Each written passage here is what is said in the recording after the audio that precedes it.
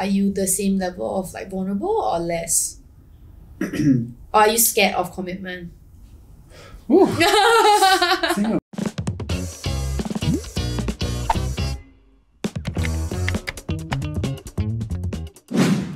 Hey guys, welcome back to another episode of Big Sis. Today we'll be discussing friendships, how to navigate it, fake friends who are only there when they're single, and we also have a special guest who's a dear friend of mine, Edo! Hello!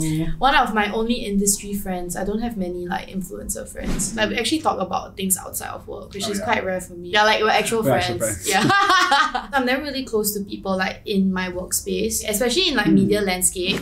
I feel like people are really fake. Yeah, I feel like anything has led to you having like trust issues? Innately, I think I don't trust people easily, especially with friends, because I think I value friendship so much. Sometimes people like tell my stories to other people and I don't even really like to share. I feel like Singapore has like a strong gossip culture. Oh yeah. Yeah, like feral gossip. Friends who are not in the industry, they'll ask me tea about like influencers in the scene. If I don't like a person, then yeah, I'll spill the tea lah. But like if I do like them, it's like I don't want to spill on a friend that like actually am close to, you know. I have a friend who always comes to me and bitches about other close friends we have. What? And I had a That's such a realization red one day where flag. I was like, if she's doing this about other people to me, I mean she's definitely doing it about me as well with other people.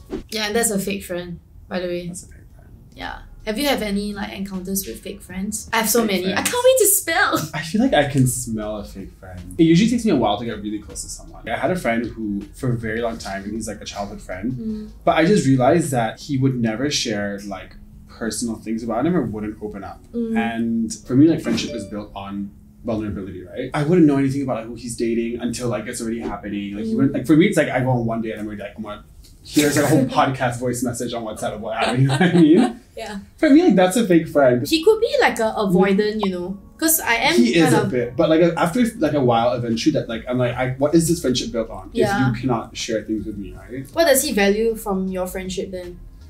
Oh my god, he said this thing once, which was like shocking for me. He was Yeah. like, oh, because you know, like this person, she's like this kind of friend, but you're like a party friend. I was like, Yeah. I was like, I know the guy since I'm like literally 8 or something, and I was Yeah. like, I'm a party friend. No, I have. Like what the hell? He probably compartmentalizes his friendships, because I do that too. I have like party friends, but you share with. I felt like, oh my god, am I just delusional that I thought this like we were like close friends this whole time and him was just a party friend? Okay, yeah, that's quite hurtful. Do you feel like you've ever been in like a friendship where you felt like it was super Okay, I like have your a- expectation was super different than what theirs was? I'm trying to change it now. So I kind of like when I let people in, I like full-heartedly let them in. And then when I feel like it's too close, like getting more intimate, like my walls come up. I'm like, oh my god, fuck. So I can kind of relate to your friend in a way that like I try to pigeonhole people to serve a specific purpose. But then I complain about, oh, I'm not having like enough meaningful relationships in my life. Then I was like, okay, then it's actually my fault because I don't let people in. Because I don't trust people with my problems. There's nothing wrong with compartmentalizing people. Like I do it a lot. Like I think you know with each person what's the vibe and like how much you give and get from them and like how much they serve you and like whether your energy like you know is compatible and like therefore if you don't feel like you should let them in, like you shouldn't. But I feel like some people like when they are, what did you call it, like attachment style, avoidant, they will slip into that even when it's not the case, you know I what I see. mean, when it's not. So you felt hurt that he pushed you away lah. Yeah. Then I have another story. Okay, share. Oh my god, this guy was a fake friend. Because actually, Okay. he's like a lovely person, but I just realized after a long time that he's one of those people who's always just looking for a relationship, Oh, and you're only valuable to him when you're single. as when he's when we're both single, and when you're kind of like there to not assist, be but their therapist. kind of be their therapist, but also like to just help them go out and meet people. Hi, And really? I had my big moment of like I cannot be friends with this person anymore is we went out. Yeah. It was a costume party. Okay, we went to first this one party, which is my friend's party, and he was like, he did like a scan, and he was like, "There's no cute boys here. Like, I don't want to be here anymore." And I was like, "But all my What? close friends are here. Like, why does it matter? You know, like I'm here, all our friends are here." Yeah. Like, then he's like, "No, we have to go to the other party. Go to the other party." So our costume, for context, was like ugly but funny, right? Within minutes of going there, he started like dismantling his costume because he was like, "Oh my god, I'm not gonna get any boys if I look like this." And again, I'm like, "Why does it matter?" You know what I mean? Like, he starts basically like talking to boys, and like he gives me the energy of like you're in my way kind of thing. Like, he Or, would like, use cock me blocking. to like like, oh, we're friends and we meet other people, then we're all friends. But the moment he's like interested in someone, and it's like I would say like sometimes people like don't prioritize their friends when like there's dick. that like friends. makes my blood Yeah, boil, same. though. It makes Oh my God. blood boil. Like it's like, dude, like are you that insecure? Like it's giving loser. Like people who don't know how to have just like a girls' night or whatever. You know what I mean? Like sometimes it's just about like that's enough to carry a night out. You don't need Yeah. dick, you know? Yeah. Like when you have a partner, are you the same level of like vulnerable or less? Or are you scared of commitment? Ooh.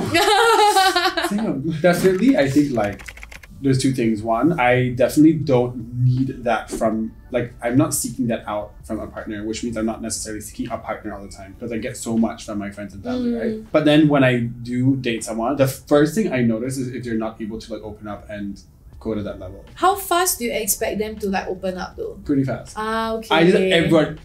You meet me even like at an event with most people Yeah. within like the first 20 minutes of conversation. I'm not saying I'm going to take it crazy deep, but I'm like, I'm not a fan of small talk. I'm straight up like, what's your story? Like, who hurt you? You know what I mean? Because I'm like, this is how I bond with people. This is how I know who are my friends.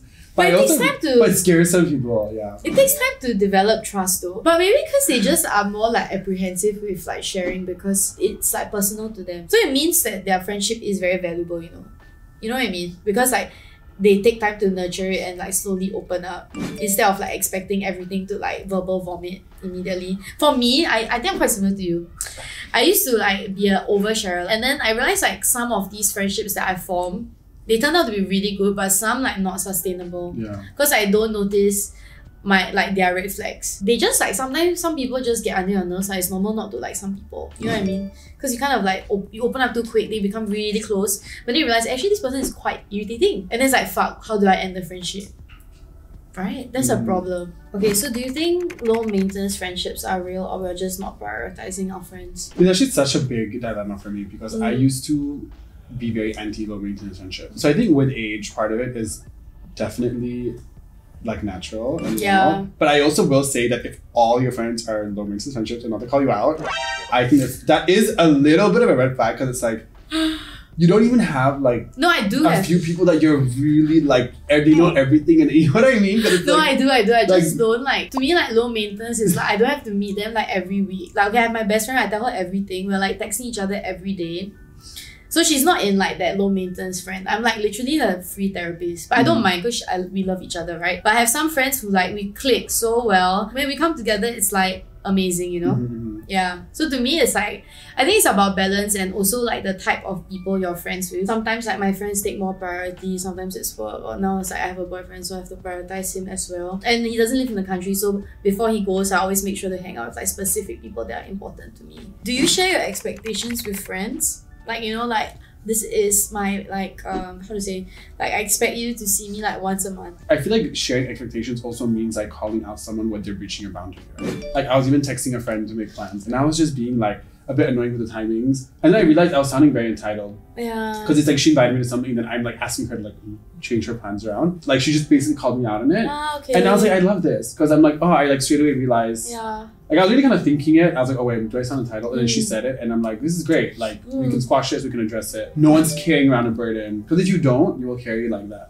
baggage around. You know? I feel like your experience is like very Western. I'll just try to bring it up like in a nice way, like months later. I don't know. I think it's quite normal. I think most people's like status quo is that. Because Yeah. no one wants to like shake the boat, right? Yeah, I think this is yeah. something that I've developed maturing. Yeah. And I've also actively told my friends. For me, I only learned that you can do that when I lived in London. But coming back to Singapore, I had to like switch back to like being more closed up. But it's so liberating. But you know what? I think a lot of your friends probably like would love it. They're just kind of maybe like too shy to do it first. But if you straight up say, yo, just call me out if anything, they're kind of just waiting for the green light, you know? So you're saying they should call me out? No, I'm saying you should give them permission to call you out. I would say I only Or- call them out like, okay, my close friends now, I only call them out like when they've been damn MIA. Are you the kind of person that will like introduce your boyfriend to your friends and like hang out all together or no?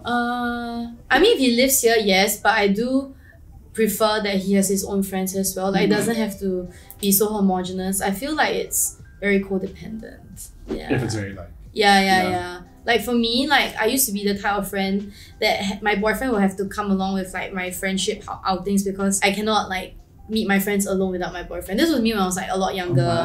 I realized the importance of like having friends was when I became like really single, and then I like, oh, actually there are people that I can lean on that are going to be in my life forever, you know, and those are your friends. Yeah, I was on the other side of that. I've had friends who like feel like they need to be their boyfriend like everywhere, and I'm just like, please. I don't want to hang out with your boyfriend. I signed up to be your friend, not your boyfriend's friend. Yeah, because like, you really open up with your friends. Then suddenly it's like you have this other person also hearing all of this and like asking questions about it, or like, you know, and you feel like you want to make them involved. And I'm like, I didn't sign up for this, you know. I developed an anxious attachment style with friends because I had so many friends in school who would like disappear the moment they had like relationships. So in my early 20s, I was always like afraid when my friends got into relationships. And in my friend group, it was always a thing that like I never liked anyone's boyfriend or girlfriend because I was you're like, a possessive friend. Not You sound possessive. like a little bit actually, Yeah. like a little bit. I've really like grown out of this now. I'm quite the opposite actually, because when you're in an anxious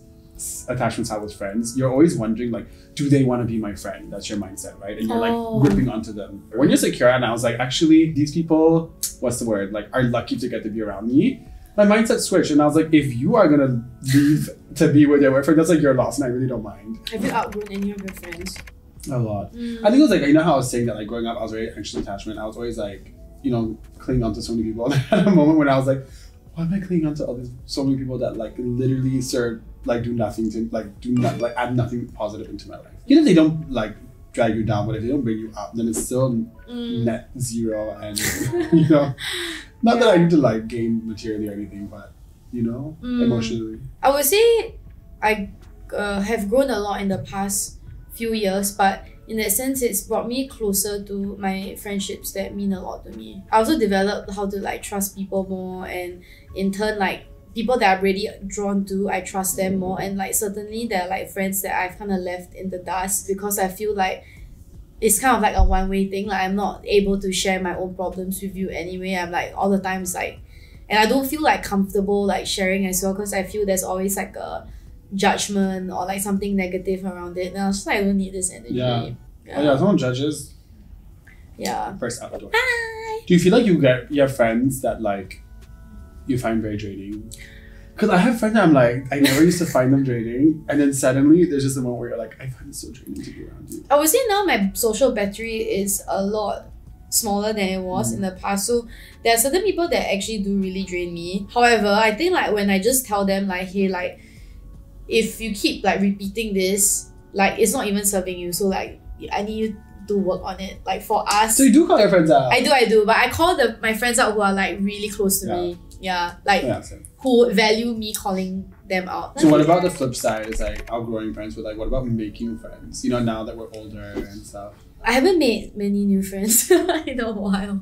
But I don't feel the need to. I think it's because I found like a stable like bunch of people that I can always like call or hang out with. For me, it's like, oh, if a new person comes in, it will just come in very naturally. I won't like go out searching. But when I just moved back to Singapore, I had to really like restart my friendships. And then when I was living in a new place, you really have to put yourself out there to like make friends. But now I'm just enjoying like the peace of just being stable, like not like searching for new friends. If it comes, it comes, you know. It depends on like the season I'm in. Like I feel like every kind of year I kind of go through like fluctuations. Well, I'll always have a phase when like I just don't want to go out a lot. Like I don't want to drink, I don't want to club. And then I go through like moments where I'm the opposite. I'm like craving, like going out, drinking, like partying.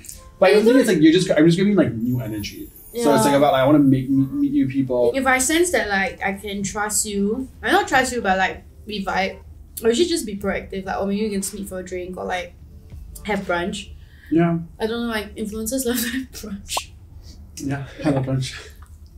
But you have to put in the effort, definitely. Like, yeah. Like whether it's an influencer or a colleague or whatever, like I guess working context you come from. If you want to become friends outside of work, you also have to put in the effort to like organize stuff outside of work. Like I feel like you can never take too much precaution, but like if you feel like you can just click with this person, just like intuitively just go towards it, because you can't avoid not having any drama. Like drama is supposed to happen sometimes. Yeah. So you just like don't close yourself off too much. Yeah, sometimes it's better to take the risk and like try to be friends with someone, and if it doesn't work out, rather than never taking a risk and never meeting new friends. Right? Yeah, my boyfriend, like he separates life and his life friends from colleagues' friends like so much. There's such a distinct like draw. And I was like telling him like actually I think it's like you should put in more effort to like get closer to your colleagues. Like it will make work so much more enjoyable for you. And now he's closer to a few of his colleagues. There's some people who are like, you cannot trust your colleagues. So you'll always be you can't say anything to them. Like you can't trust them. But I don't know. I think don't it depends buy that. I think it depends on the environment though. Of course. Yeah, like I feel like if you're like in the finance industry, I would not trust a living soul. Like investment brokers and traders, they all seem xiao. Sorry, no tea. If you're already like in that career, you've already chosen like the hard path in life. You don't. I feel like you don't really need a lot of friends. You just need like few friends that you can count on, and I think the same goes for work as well. Like when I was in like uni and like school days, I didn't have like a crazy amount of friends, but I had a small network that I could like study with, do work with, that made life enjoyable. You know. My advice to Saffron and to everyone watching is, because I know you have some trust issues, is assume that people want the best for you. And I feel like your life will be so much easier. Thanks. It's the trauma. I think my general advice is to actually listen to Edo. It was pretty good. Yeah, you just have to trust people, and if they break your trust, then you learn from it, you know. It's so exhausting going around life like waiting, like looking for like you know what I mean? Sometimes you gotta hyper vigilance. let life take you on a ride. You know? Therapy talk. Whoa. Thank you so much for watching this episode of Big Sis. And if there's anything else you want to talk about, just drop it in the comments below. And my father is coming next episode. Bye.